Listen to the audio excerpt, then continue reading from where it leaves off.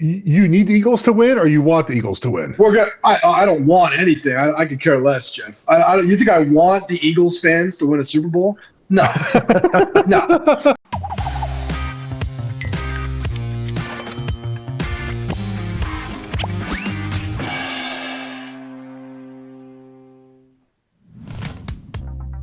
What's going on, everyone? Welcome to Super Bowl week, which is here.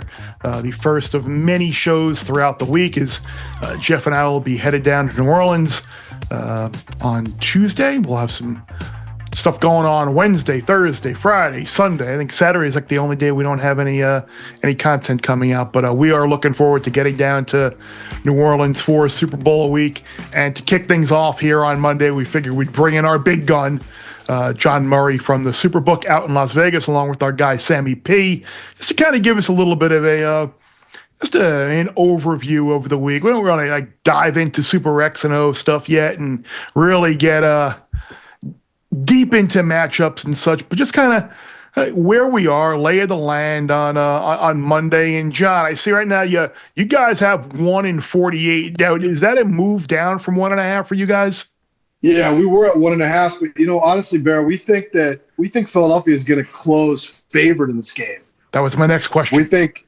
So we're trying to move a little bit ahead of the market on this. When we went to 1, I want to say the day after we put it up or 2 days after we put it up, we think the more we looked at the props, and this scares me a lot, and I'm not joking. This makes me I'm nervous just talking to you guys like this. But the more we looked at the props on it's just us, John. Nobody's listening. I know that. It's just Sammy P, Geoff, and I. We went through the numbers and all the conversations in our war room, which wasn't much of a war room. It was actually a very nice setup in a ballroom with catered food. And we decided we like the Eagles. We think the Eagles are clearly better than they were 2 years ago. And the Eagles went off favored in that game. Mm-hmm. If you remember that. They lost the game, of course, because Kansas City always wins. But we do think that the Eagles will end up being favored when this game kicks off on Sunday afternoon. So scary. I'm not happy about. I'm not really that excited about sitting there in 6 days in my office rooting against the Chiefs again. In fact, I am miserable just thinking about it. Sundays. So you need the Eagles to win, or you want the Eagles to win? I don't want anything. I could care less, Geoff. You think I want the Eagles fans to win a Super Bowl? No, no, I don't. I don't want anything. That's not true. You want Liverpool to be amazing. Don't lie. Oh, well, that is true. Talking about in the NFL, Sammy. Of course that's true. But no. I don't. I could care less who wins the game outside of the book. I know how this is going to get bet. I already see it being bet this way. We're going to need the Eagles on Sunday, and I had to spend like the first 15 years of my life out here rooting against the Patriots, and now I guess the back half of my career I'm going to be rooting against Mahomes and the Chiefs. That's no good. It's no good. Before I have Sammy jump in here, explain how you say you're going to need. You expect the Eagles to go off favored, which means you're going to be taking a lot of Eagles money. However, you're going to need the Eagles. Explain. The public. It's a good point. The public is going to bet Kansas City. The public is going to bet on Kansas City, but I do think the market is going to move towards Philadelphia. So what you're saying is, if I understand you, Barry, you're saying why don't you guys just hang a number to force the money to come in on Philadelphia?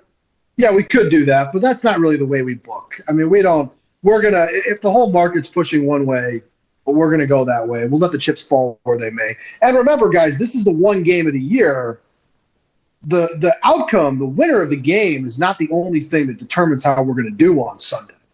It's probably 30 to 40% of it, because I think the prop bets are going to account for it. Yeah, even more than that, at least 60% of our business. So that'll be the thing that really dictates how we do. Now, if we could have a game that's kind of boring and have the Eagles win, well, then I'd be tickled, guys. I'd be thrilled on Sunday night. But no, the game being low scoring and relatively uneventful is actually more important to us than the outcome of who wins. Have you seen any big plays come in on the total in this game? It feels like everyone is expecting a higher scoring game. I know Geoff is. Sammy, I don't know about what you think of the total, but do you expect a high scoring game? Do you think it might be a little bit lower scoring? We moved it down from 49.5 to 49 because we did see some sharp money on the under. But of course, I mean, we're already looking at all kinds of parlay accumulation to the over. People betting Eagles to the over, Chiefs to the over, teasing Eagles to the over, Chiefs to the over, parlaying everything to the over. It's certainly going to be something we're going to need the under. But again, it's not because of the total market as much, Bears. Yeah, we'll need the under for that market, but it's got a lot more to do with all the other stuff. If the game goes way over the total, that correlates to very bad results for us on the props. You guys, I'm sure, remember when the Eagles beat the Patriots in the Super Bowl.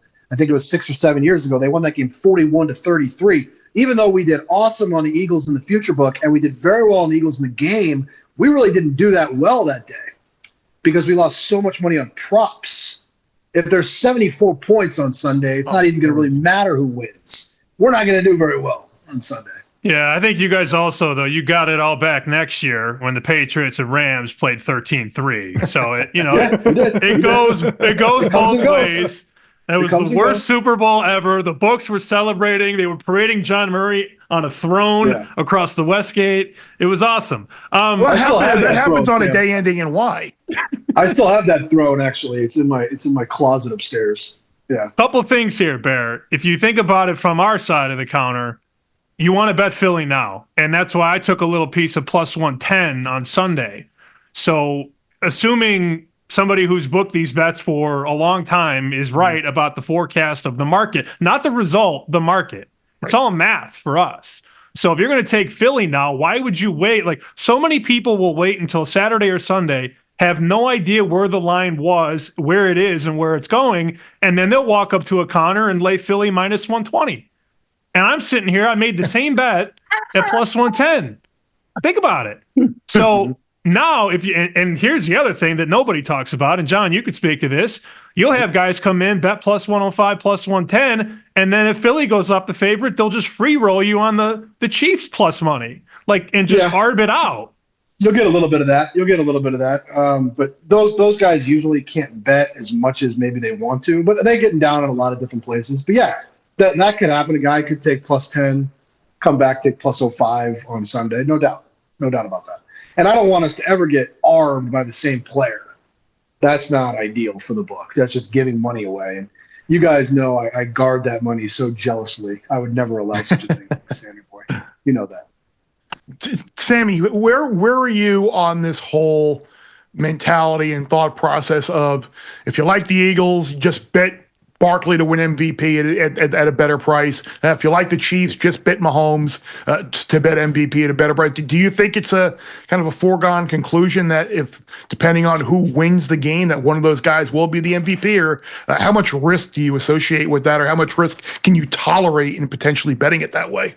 I won't make any MVP bets. We've already sort of assembled a list over the last 3 weeks and not let this week, so like we talked about on the show last week, Bear, the ticket on Jalen Carter at 500-1.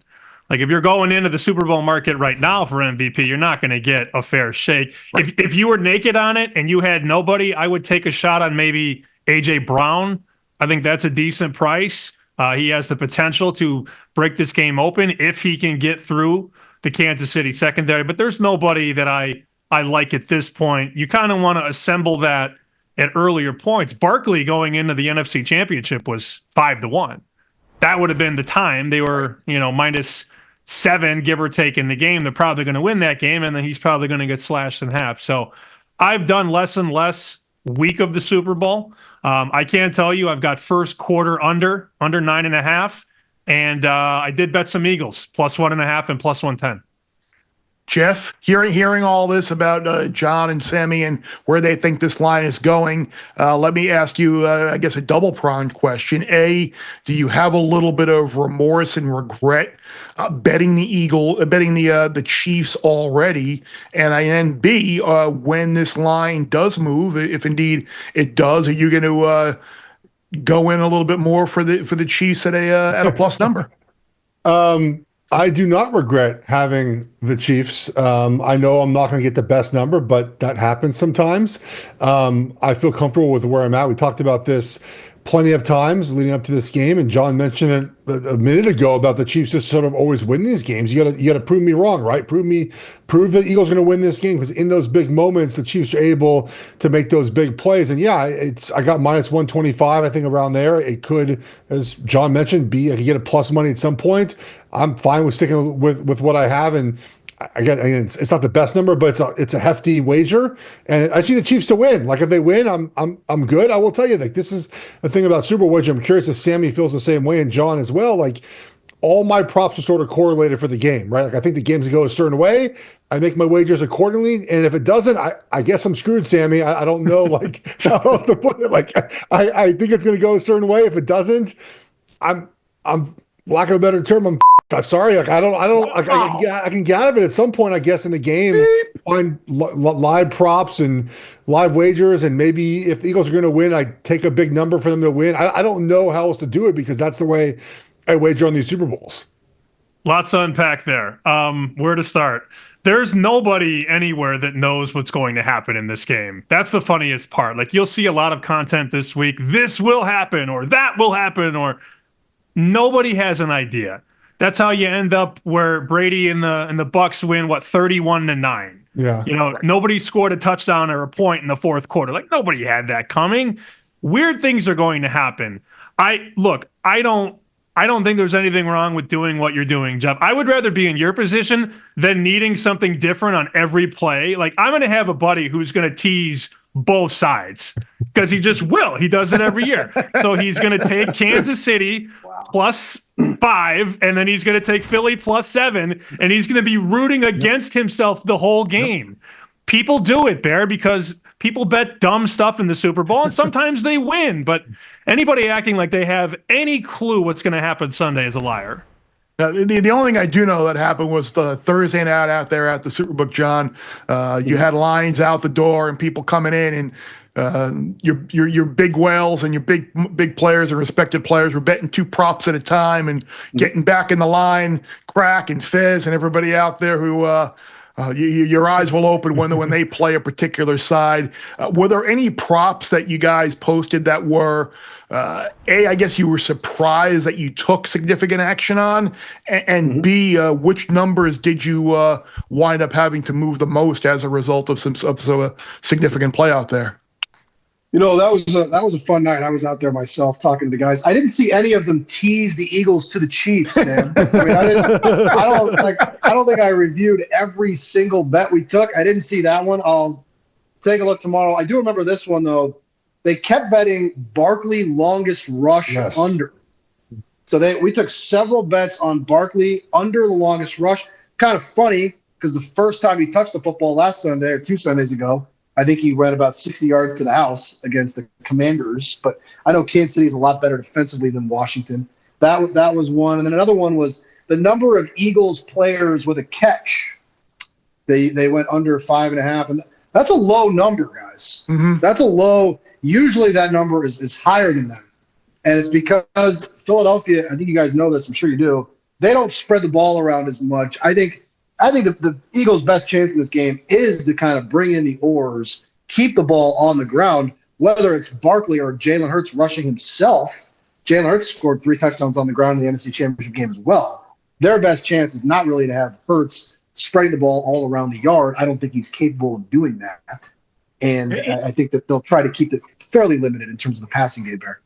So you mentioned like the number of players to have a reception for the Eagles. When I was going through your sheet of multiple sheets of props last night in preparation. One prop that I saw that was a little interesting, and I thought it was I guess correlated is not really the right word, but you had the number of Chiefs to have a rushing attempt over 4.5 at +140. Now, I think if you are going over, aren't you assuming that Travis Kelce is going to have a carry? And he was 5-1 to have a rush attempt in the game. That was something that I thought. I mean, not that you guys made a bad number or anything, but no, it's okay. If you were looking to bet over 4.5, wouldn't you just rather bet Kelce at 5-1? So you don't think it's possible that one of the receivers? Well, it would be Noah Gray who does the sneaks. That's the guy that typically is the sneak guy. So maybe that's the fifth guy. Or a reverse to a receiver. But yeah, I think you're right. Like you're right, Jeff. You have Hunt, Pacheco, Mahomes, and Worthy. It's those four, right? And it's like, who's the fifth? So is it Kelsey on a trick play, Bear, as you allude? Is it Noah Gray on a sneak, or is it Carson Steele in short yardage? No, or Hollywood Brown. It won't be. or P. I mean, maybe P. Ryan has a third down rush. Or Carson Wentz in victory formation at the end of the game to take a knee. Or it's Hollywood Brown. Nobody knows anything. What's he doing now? He's being so definitive. I thought you said nobody knows anything, Sam. Carson Steele is not touching the ball in the Super Bowl. I feel pretty good about that. You just said nobody knows anything. Look, in this economy, I can flip flop whenever I want. Jeff, what about your side of the fence? Like you played the sport. Do you really want to take the ball out of Mahomes' hands that many times with that many different people? Well, so I think the four I mentioned are going to happen, right? The two running backs, Mahomes and Worthy. The question is, does Andy Reid get goofy at some point? And it's funny because every time he does it, it's inside the 5. I don't get why they're obsessed with this, but inside the 5 is when they do it's not smart plays. I'll put it like, I won't call them dumb because Andy Reid's very bright, but like they do like the plays that Bear's talking about, where Travis Kelce gets a direct snap, or it's where they did that famous play in the first Super Bowl from the 1954 Rose Bowl. Like that's where they put in those plays. But you're right, Sammy. Like, are they giving the ball to Hollywood Brown on a reverse? That's like an Xavier Worthy play, right? Are they going to have Noah Gray sneak? I would hate to do that. Just have Mahomes do it for the first time in 5 seasons. So getting that fifth guy, though, is the one. Like, I don't know who the fifth player is for the Chiefs. This was, I believe, John, when this first came out on Thursday, Eagles were 4.5 players to have a rush attempt. That got hit pretty fast down to 3. 4.5 is a great number. That lasted about 3 minutes because Eagles to have 5 players have a rush attempt. I don't know who the 5 are. I can name you 4 pretty quickly. Especially if Gainwell's not going to play. Correct. But that would include Smith, obviously, getting some sort of end around, which is probably unlikely. 4.5 is a great number. Unfortunately, that's not there anymore. Yeah, but I just feel like these coaches, these teams always have a few gadgets that we're not ready for in the Super Bowl. Like, especially, I have to think Andy Reid's got a few things up his sleeve that we're not ready for. That's why I can't be as confident as our friend Sam and just slam my fist in. Definitive. Everything is definitive. No, I mean, I know what you guys are saying, and we can analyze this thing until we're blue in the face, and we will. But we don't know what these coaches are going to do. They might pull out a gadget. Do you know how much money the Philly special cost us? Any idea how much that? I mean, I don't think we're allowed to curse on FS1, so I won't.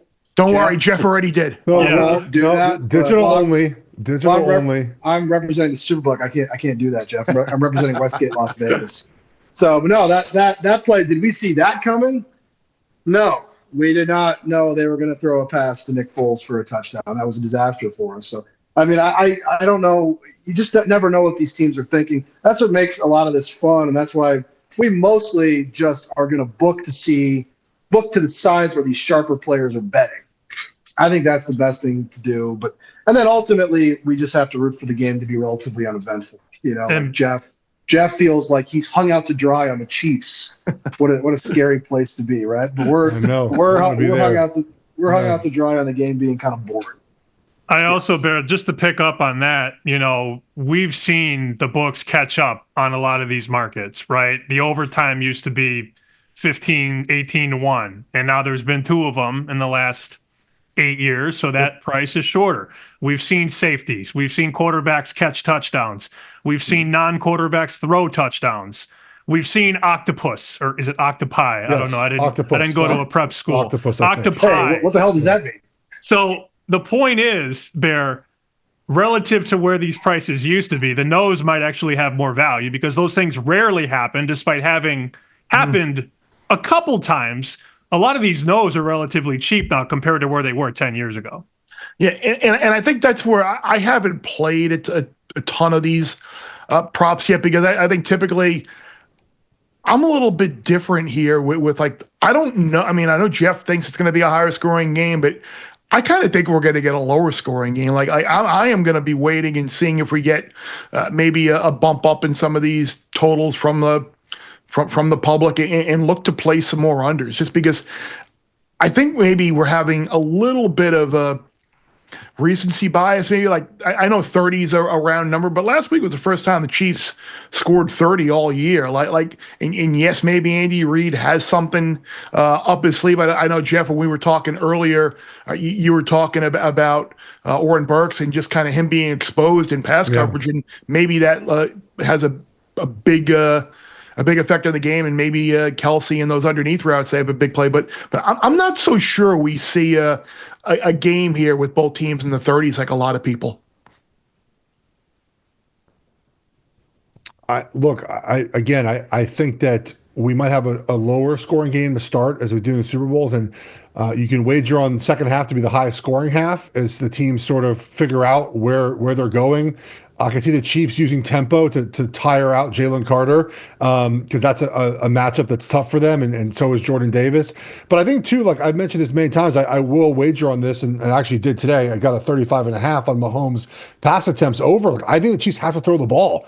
And the more they throw the ball, the more chunk plays they're going to get. Now, the Eagles don't allow a lot of chunk plays, but the idea is you pass the ball 7, 8, 9, 10 yards, you break a tackle here and there. Like, they're going to get in the scoring range, I think, fairly quickly at times. Now, the Eagles can bleed the clock with the way they run the football, so that obviously doesn't help an overplay. But I think the Chiefs have to throw the ball in this game, and that leads to me more points, in my opinion. But if they can't do it quickly, then obviously that leads to an under. So that's why I played the over. I think the Chiefs have to throw the ball, which leads to more points.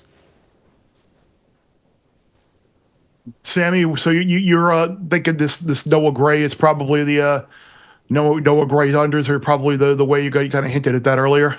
Yeah, that's one of my favorite props. Under 12.5 yards, receiving only, under 12.5. You could find -110 out there. That's not my favorite bet, though, Bear. I couldn't place my favorite bet because the police showed up at my house once I tried to submit it. It was basically, Eagles convert a fourth down and under 6.5 punts. And I was trying to jam it in when nobody was looking. And they barged over and knocked the door down. I'm like, whoa, it's not that serious. You cannot do things like that. Back in the day at 5 dimes, you could maybe get away with parlaying fourth down conversion and punts under, anything correlated. But these days, you can't do that. That would have been my 5-star lock of the week, the fourth down conversion parlayed with the under punts. But I'll settle for Noah Gray under. I like it. Speaking about the sort of the lack of punts here, John has will the Eagles convert a fourth down attempt in their own territory? Yes. Plus 250, yes. They're going to go for it in their own territory, right? So a 50-50, those are about 50%, right? Plus 250, that feels like the Eagles, they're both going to have that situation, right, where they both go for it in their own territory. Jake Elliott, not great kicking field goals. The idea is you got to keep scoring points. That feels like a wager. Again, I can't make this sitting in Charlotte, but there are wagers like this I think you can piece through and find if you think the game's going to be high scoring. Yeah, I would think, fourth and 3 are their own 42. They're going for it, right? Yeah. They should. Will they do it, though, when the chips are on the line in the Super Bowl? That's the Jonathan Von Tobel special. He recommended that prop a couple years ago. Oh, nice. Okay. That's the Jonathan Von Tobel, the great JVT. I like that prop. It's a good one. You guys got to have a lot of fun in the back, though, because it's easy to make a model on, worthy receiving yards or Mahomes passing yards. That's sort of you guys make your numbers, and then the model makes a number, and then you get to the true number. But to do Pacheco rushing yards against Gainwell, things like that, you guys have to enjoy being creative in a space that is certainly not as creative as it once was, maybe because of legalization. I think it's a lot of fun at first, Sam. When you first sit down and start doing the props, it's a lot of fun. Everybody's excited about the Super Bowl. When you get to the end of the packet, it's just oh, Jesus Christ, whatever. Just go 11.5. All right, come on. All right, yeah, sure. Okay. It is. It's a long 2 days for the guys. Ed Salmon certainly leads the charge there. He deserves a lion's share of the credit. And they do an awesome job, and it's a lot of fun at first. The days drag on, but it is a good time. I thought our guys this year did a great job They put up we've got more wagering options than we've ever had before. So it's exciting to see. How quick, like when do you begin actually assembling all these props? I'm assuming it's before the conference championship games are even played, right? Well, it's one of the good things is, and I got to thank Geoff and the Chiefs for this, because we can just pencil in the AFC team every year. It makes it a lot faster for us. We got to do the Chiefs, and then we got to wait, see who wins the NFC. Then we do them after the game. No, we'll start setting them up in the system on Conference Championship Sunday. We set up, we had all the Eagles stuff set up before they even played the game. Not all of it, but we'd done a lot of the work on it before they even played the game, assuming that the Eagles would win the game, which they, of course, did. So we're already setting those up, and we're reviewing the prop packets from previous years before the matchups are even set. Absolutely. A lot of the work has already begun. And it does, I'm joking, but it does make it easier that Kansas City plays in this game every year. They seem to have a revolving door of wide receivers. But other than that, you can just take a lot of the stuff you've already done. You can see how they bet you on it in the past, and you can apply that. One thing Sammy was talking about the props with different players and such. How do they how easy or difficult, or is it neither? When you set up a prop with the waste management, or Giannis points, rebounds, and assists -0.5 against the Sixers that day, or versus the total in that game. Is it really as simple as, you add up his averages, it's right around 50. Yeah, the total's 49, 48, 8.5, 49.5. Hey, so is it might lay a half, or are you going to factor in what way, how you think that the gameplay is going to go with both games, being that you have a terrible team in the Sixers that Giannis could go complete ham in, and the fact that maybe we're going to need the under in this game? How much of that factors into all that stuff? I hate the NBA ones, Bear. I don't want to do any NBA ones because it's okay, guys, we got the prop up, and no, and B decided he doesn't feel like playing today, so close it. He just decided he's not going to play. I think that's a safe bet. Yeah, he's not injured, but he doesn't feel like playing today, so no prop. No, we don't. We try not to do what you're saying, though. It's much more of just the math takes us to the number. What does Embiid average in terms of points, rebounds, and assists, and what do we project this yardage number being, or whatever example you want to use, and put it up and let the bettors guide you one way or another. I think we do too many golf ones. It's because of Jeff Sherman. He's a homer for golf, but I do like the golf ones. I like Arsenal soccer. Fan, Jeff Sherman too, by the way. That's a pathetic. That's not a good way to go through life, supporting that football club. But that's another conversation. We just let the numbers speak for themselves. But if it was up to me, I would say no more NBA ones. If the players don't care, then I don't care. So do you have a strong opinion about the Luka Doncic trade?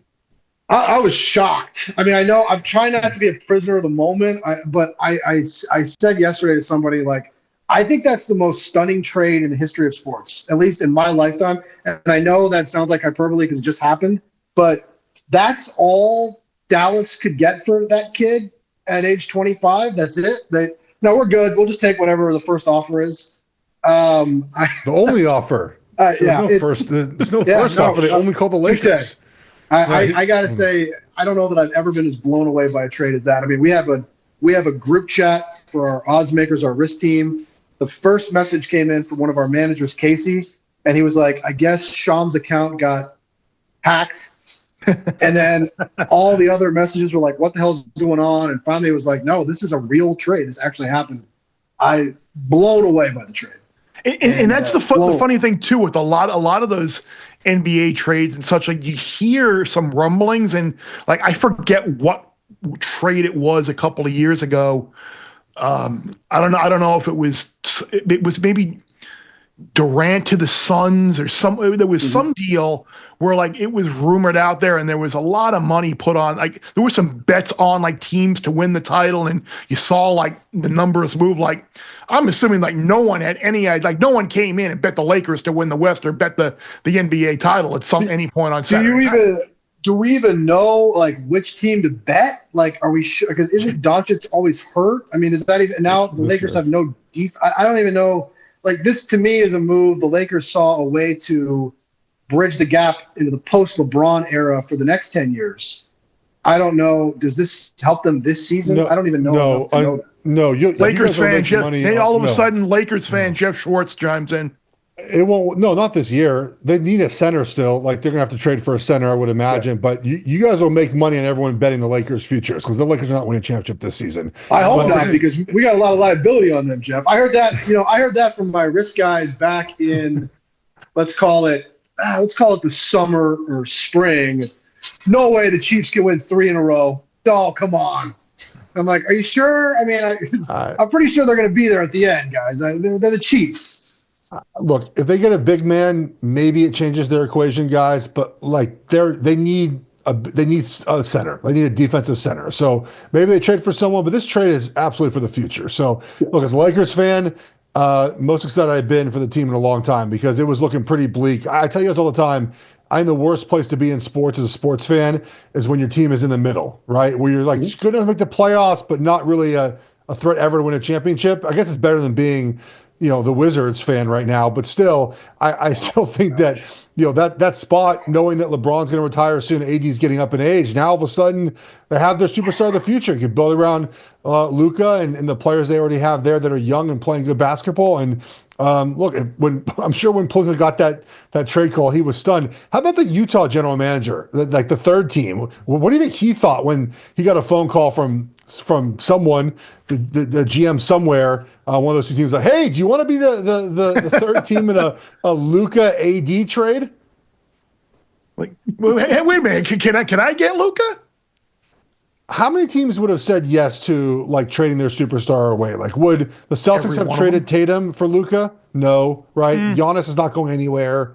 SGA is not going anywhere. But everyone else would have probably been like, sure, sign me up. Doesn't Oklahoma City have so many draft picks they don't even have anywhere to put them on their roster? I mean, why don't, like, if you're Dallas, how do you not say, I want a couple of your young players, maybe Williams, and just a host of draft picks? Like that, to me, is a better move for I guess Dallas is saying that they think they can win an NBA championship in the next 2 seasons with Davis and Kyrie. Is that what they're saying? I don't know. Like from my limited knowledge of the NBA, Dallas was the one team I guess people were worried about Sammy winning maybe upsetting Oklahoma City in the West. But now that team's gotten broken up, doesn't this maybe make OKC an even stronger bet in the West to at least get to the NBA Finals? I am all here for bear buckets. I did not expect this, but I love this. Sammy. Well, Anthony Davis is a hell of a player. I mean, they're still going to be good. But the ownership doesn't care. Look, according to the conspiracy, which is fantastic, it's like a manifesto on Facebook, like some Facebook post. It's absolutely great. Basically, the ownership wants to build a casino in Texas, and they've been pressuring Texas to pass laws. And Texas has said no, of course. And now the idea is what Sammy said, that they want to tank the team, Rachel Phelps it, and in 5 years move to Vegas. So who knows? But I'm not a conspiracy guy, but that makes the most sense with this deal. Like it's such a bad deal that if the team's trying to be major league, then this is the best way to do it. Well, if it was on Facebook, it has to be true. That's the only thing I know for sure. John, before we let you go, one last thought, Super Bowl. If you were Sammy, if you were Jeff, or you were me, and you were on this side of the counter, what would you be racing up there to bet? Yeah, there was one that made sense to me from that Thursday night that we've been talking about was guys betting Mahomes to have -0.5 passing touchdowns more than Hurts. So basically, Mahomes has to have one more touchdown pass than Jalen Hurts. That does make sense because I do think Philadelphia is going to try to keep the ball on the ground as much as they can, and Kansas City, I never count them out. I don't know how they won that Super Bowl last year, but they did. And if Philadelphia does get ahead, I know Mahomes is going to be throwing for those touchdowns. At least I expect him to be. I don't want to be as definitive as our boy Sammy P. I expect him to be throwing touchdowns. I do think Mahomes will have more TD passes than Hurts. And the book, I know we're going to need the Eagles, so Eagles +1.5. Give me that one too. And I think the Chiefs have trailed by double digits in all three of those Super Bowl wins. So that makes sense. Sammy, before we let you go, because I don't think we're going to hear from you the rest of the week, anything else besides a great stuff? I'll be rooting for the Eagles as well. At the end of the day, Geoff will just sit there with his Chiefs ticket, and he'll be right again. I can already see it coming. I'm gonna be staring at the ceiling, asking myself, why did I bet against them again in a Super Bowl? But I'd like them to win. I'd like Jalen Carter to win the MVP selfishly, and Noah Gray under 12.5 yards. Yeah, we will both take Jalen Carter. That was fun. I mean, if you want to tune into to Twitter later, John Murray and I will be hosting a Liverpool Spaces. No, we won't, but we could. We might. I would do that. I'll do that. I'd do that in a heartbeat. I got time, Bear. I'm not that. We could be up 9 very soon here. Sammy, they hit the over 2.5 Liverpool mentions easily. Oh cashes. yeah. Hey, Sam made the first one, Geoff. Sam made the first one. I didn't even count. Because I'm on the take. I'm on the take. You have your mug too. That counts as half. Jeff, you're going to join me on Thursday to watch the second leg with Tottenham. That'll be a fun time on Thursday afternoon. Sounds great. Sign me up, Bear. Can't All right. We were officially off the rails. John, appreciate you, my friend. Sammy, great talking to you. We'll hopefully talk to you at some point throughout the week. Maybe even if not on this pod. Geoff, I'll see you in New Orleans on Wednesday. Looking forward to it. Thanks everybody for getting through that with us. Hopefully we make you laugh. Hopefully we make you some money. Thanks again for tuning in on Apple, Spotify, wherever you get your pods, our YouTube channel. And remember, one thing is for sure: the less you bet, the more you lose when you win.